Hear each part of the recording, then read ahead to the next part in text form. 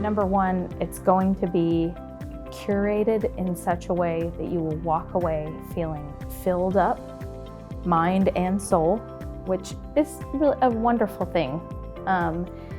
It's definitely has, if you've done your due diligence, the ROI is obvious from before you even attend. So that instills a supplier who's attending with a lot of confidence going in, which from my position, when you're coming into an event where you're having to do a lot of networking, having to put yourself in some of these more awkward social situations where you're introducing yourself and you're talking about things really plainly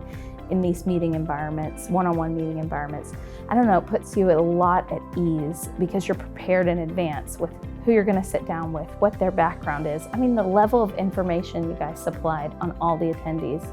was so great. It made me much more at ease, and I would summarize the event as an opportunity to do the things you probably want to do out in the world